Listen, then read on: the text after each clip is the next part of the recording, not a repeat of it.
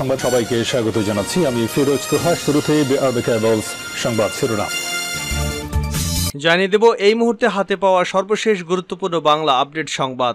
শুরুতেই থাকছে নতুন কর্মসূচি দেবার কথা ভাবছে বিএনপি। দ্রব্যমূল্যের ঊর্ধ্বগতি, গ্যাস, বিদ্যুৎ ও সীমান্ত হত্যা নিয়ে বিএনপি ও যুগপৎ সঙ্গীরা নতুন করে কর্মসূচি দেওয়ার চিন্তা করছে বলে জানিয়েছেন দলটির স্থায়ী কমিটির সদস্য নজরুল ইসলাম খান। এবারে জানাবো ঢাকায় নিযুক্ত ইউরোপীয় ইউনিয়নের রাষ্ট্রদূতের সঙ্গে বৈঠক করেছে বিএনপির একটি প্রতিনিধি দল। দুপুরে ইউরোপীয় ইউনিয়ন রাষ্ট্রদূত চার্লস হোয়াইটলির সঙ্গে তার গুলশানস্থ বাসভবনে এ বৈঠক অনুষ্ঠিত হয়। বৈঠকে বিএনপির সাংগঠনিক সম্পাদক ও ফরেন অ্যাফেয়ার্স কমিটির সদস্য শামা ওবায়েদ এবং ফরেন অ্যাফেয়ার্স কমিটির সদস্য তাবিত আউয়াল উপস্থিত ছিলেন। জানাবো বিচার বিভাগ নিয়ে অবমাননাকর মন্তব্যের বিষয়ে হাইকোর্টে নিঃশর্ত ক্ষমা চাইলেন বিএনপি নেতা মোয়াজ্জেম হোসেন আলাল। এদিকে জনস্বার্থ ইস্যুতে কর্মসূচি চায় সমমনা জোট। বিএনপি নেতাকর্মীদের মিথ্যা মামলা প্রত্যাহার, কারাবন্দী নেতাকর্মীদের মুক্তির পাশাপাশি জনস্বার্থ ইস্যুকে প্রাধান্য দিয়ে আগামী দিনের কর্মসূচি প্রণয়নের পরামর্শ দিয়েছে যুগপৎ আন্দোলনের শরিক ও জাতীয়তাবাদী সমমনা জোট। জানিয়ে দেব ঢাকায় পৌঁছেছেন মার্কিন সহকারী পররাষ্ট্রমন্ত্রী ডোনাল্ডো। 2 দিনের সফরে ঢাকা এসেছেন মার্কিন এই জ্যেষ্ঠ কর্মকর্তা। এবং সর্বশেষ জানাবো আন্তর্জাতিক সংবাদ। ইরানের সঙ্গে ভারতের চুক্তি, নিষেধাজ্ঞার হুঁশিয়ারি যুক্তরাষ্ট্রের। ইরানের সঙ্গে সোমবার একটি ঐতিহাসিক চুক্তি স্বাক্ষর করেছে ভারত।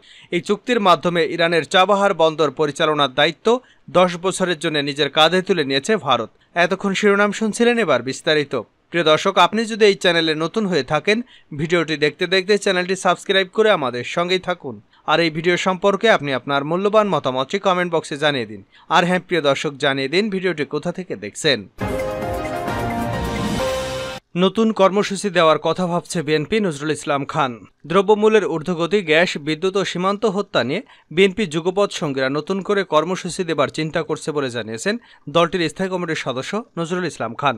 তিনি বলেন, এসব সমস্যা নিয়ে কিভাবে জনগণকে সম্পৃক্ত করে আগামী দিনে অগ্রসর হতে পারি সেজন্য কর্মসূচি দেওয়ার চিন্তা করছি। বিকেলে গুলশানে বিএনপি চেয়ারপারসনের কার্যালয়ে যুগপৎ আন্দোলনের সঙ্গী জাতীয়তাবাদী সমমনা জোটের সঙ্গে বৈঠক শেষে একথা বলেন তিনি। নজরুল ইসলাম খান বলেন, আজকের বৈঠকে দেশের বর্তমান রাজনৈতিক, অর্থনৈতিক ও সামাজিক অবস্থা নিয়ে আলোচনা করেছি। রাষ্ট্রীয় সমস্যা নিয়ে আলোচনা হয়েছে। রাষ্ট্রীয় ঋণের দ্রুত বৃদ্ধি নিয়েও বৈঠকে কথা হয়েছে। সীমান্ত হত্যার সমস্যা নিয়েও কথা বলেছি আমরা। তিনি বলেন, বাকি জোটগুলোর সঙ্গে আলোচনা করে আগামী দিনের কর্মসূচির বিষয়ে জানাতে পারব। ডোনাল্ডোর বাংলাদেশের সফরকে আমরা খুব বেশি গুরুত্বপূর্ণ মনে করছি না উল্লেখ করে নজরুল ইসলাম বলেন, তিনি তো অনেক দূরের মানুষ। বাংলাদেশের মানুষ তার নিজের সমস্যার সমাধান বরাবরই নিজেরাই করেছে। ডোনাল্ডোর সফর নয়। বিএনপি শঙ্কিত দেশের অবস্থান নিয়ে মন্তব্য করে নজরুল ইসলাম বলেন, আমরা শঙ্কিত দেশের ব্যাংক লুটপাটকারীদের মুক্তি করা নিয়ে, সরকারের অপচেষ্টা নিয়ে। ইউরোপীয় রাষ্ট্রদূতের সঙ্গে বিএনপির বৈঠক। ঢাকায় নিযুক্ত ইউরোপীয় ইউনিয়নের রাষ্ট্রদূতের সঙ্গে বৈঠক করেছে বিএনপির একটি প্রতিনিধি দল। সোমবার দুপুরে ইউরোপীয় ইউনিয়ন রাষ্ট্রদূত চার্লস হোয়াইটলির সঙ্গে তার গুলশানস্থ বাসভবনে এ বৈঠক অনুষ্ঠিত হয়। বৈঠকে বিএনপির সাংগঠনিক সম্পাদক ও ফরেন অ্যাফেয়ার্স কমিটির সদস্য এবং ফরেন অ্যাফেয়ার্স কমিটির সদস্য তাবিত আউয়াল উপস্থিত ছিলেন। বিএনপি সূত্রে এ তথ্য জানা গেছে। এদিকে মার্কিন যুক্তরাষ্ট্রের দক্ষিণ ও মধ্য এশিয়া বিষয়ক সহকারী পররাষ্ট্রমন্ত্রী ডোনাল্ডো বিএনপির কাছে এতটা গুরুত্বপূর্ণ নন বলে জানিয়েছেন বিএনপির স্থায়ী কমিটির সদস্য নজরুল ইসলাম খান। তিনি বলেছেন, আমাদের কাছে ডোনাল্ডোর চেয়ে পার্বত্য চট্টগ্রামের সশস্ত্র গোষ্ঠী কুকি চীনের আচরণ গুরুত্বপূর্ণ, কারণ সরকার এই সশস্ত্র গোষ্ঠীর তৎপরতা নিয়ন্ত্রণে ব্যর্থ হয়েছে। ডোনাল্ডো ঢাকা সফর নিয়ে সোমবার বিকেলে সাংবাদিকদের এক প্রশ্নের জবাবে নজরুল ইসলাম খান এসব কথা বলেন।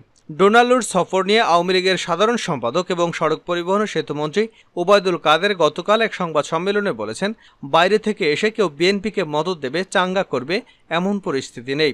যারা দাপট দেখাবে তাদের ক্ষমতায় মধ্যপ্রাচ্যে সংকুচিত হয়ে আছে। আওয়ামী লীগ নেতা ওবায়দুল কাদেরের ওই মন্তব্যের ব্যাপারে সাংবাদিকেরা নজরুল ইসলাম খানের দৃষ্টি আকর্ষণ করলে তিনি বলেন, উনার আশা নিরাশায় আমাদের কিছু যায় আসে না। ডোনাল্ডোর ব্যাপারটা এতখানি গুরুত্বপূর্ণ মনে করলে আমরা বলতাম, কিন্তু আমরা বলিনি। আপনি তুলেছেন প্রশ্ন। হাইকোর্টে নিঃশর্ত ক্ষমা চাইলেন বিএনপি নেতা আলাল। বিচার বিভাগ নিয়ে অবমাননাকর বক্তব্যের বিষয়ে হাইকোর্টে নিঃশর্ত ক্ষমা চাইলেন বিএনপি নেতা মোয়াজ্জেম হোসেন আলাল। আদালত এ বিষয়ে 1 সপ্তাহ পর অধ্যাদেশ দেবেন বলে জানা গেছে। মঙ্গলবার সকালে বিচারপতি JBM হাসানের নেতৃত্বাধীন হাইকোর্ট বেঞ্চে সশরীরে হাজির হয়ে নিঃশর্ত ক্ষমা প্রার্থনা করেন বিএনপির নেতা।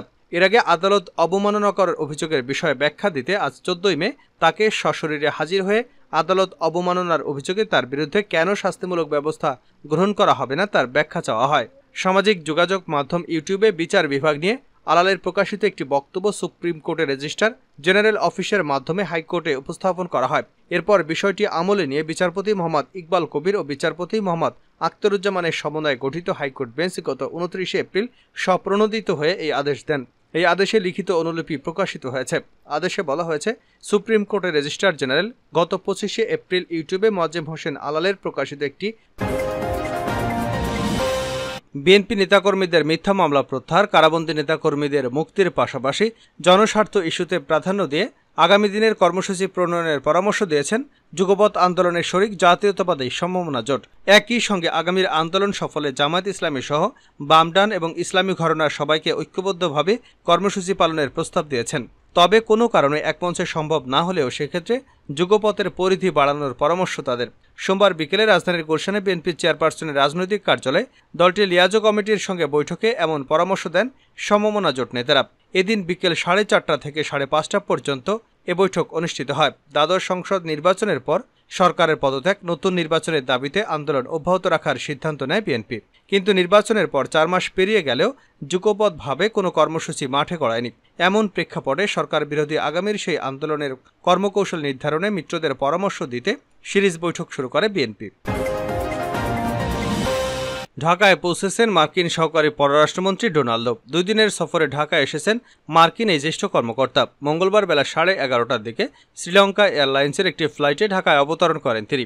বিমানবন্দর তাকে স্বাগত জানান পররাষ্ট্র মন্ত্রণালয়ের উত্তর আমেরিকা অনুবিভাগের মহাপরিচালক মাসুদুল আলম এবং বাংলাদেশ যুক্তরাষ্ট্রের রাষ্ট্রদূত পিটার হাস। গত 7 জানুয়ারি নির্বাচনের পর যুক্তরাষ্ট্রের পররাষ্ট্র দপ্তরের জ্যেষ্ঠ কর্মকর্তা হিসেবে এটি তার প্রথম সফর। এ নিয়ে পঞ্চমবারের মতো বাংলাদেশ সফর করছেন ডোনাল্ডো। এর আগে গত বছরের জুলাইতে তিনি বাংলাদেশ সফর করেন। এ সময় তিনি যুক্তরাষ্ট্রের বেসামরিক নিরাপত্তা, গণতন্ত্র ও মানবাধিকার বিষয়ক আন্ডার সেক্রেটারি উজরাজের সঙ্গে ঢাকায় এসেছিলেন। বাংলাদেশের নির্বাচন নিয়ে এবং মার্কিন ভিসানীতি সহ নানামুখী তৎপরতার মধ্য দিয়ে সেই সফরটি আলোচিত ছিল। ডোনাল্ডোর এই সফরকে ঘিরে সরগরম হয়ে উঠেছে দেশের রাজনৈতিক অঙ্গন।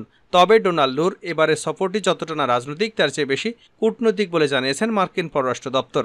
আলোচনা হবে জলবায়ু সংকট, দ্বিপক্ষীয় অর্থনৈতিক সম্পর্ক জোরদারের বিষয়। এছাড়া সরকারের বিভিন্ন পর্যায়ের কর্মকর্তাদের সঙ্গেও বৈঠক করবেন তিনি।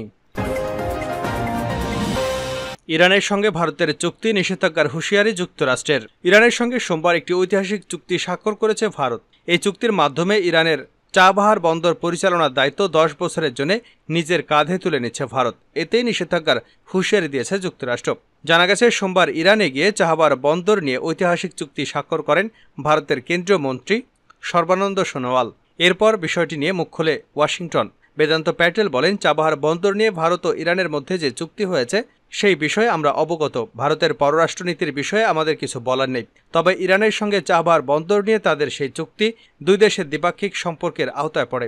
ইরানের উপর মার্কিন নিষেধাজ্ঞা জারি আছে এবং তা জারি থাকবে। এরপর তিনি বলেন, কেউ যদি ইরানের সঙ্গে ব্যবসা বাণিজ্য করার কথা ভাবেন তাহলে তাদের উপরেও নিষেধাজ্ঞা আরোপ করা হতে পারে।